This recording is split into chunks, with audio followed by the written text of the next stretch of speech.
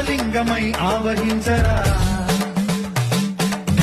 ఢమఢమని డమరుక ధ్వని సలిపి జడదని వదిలించరా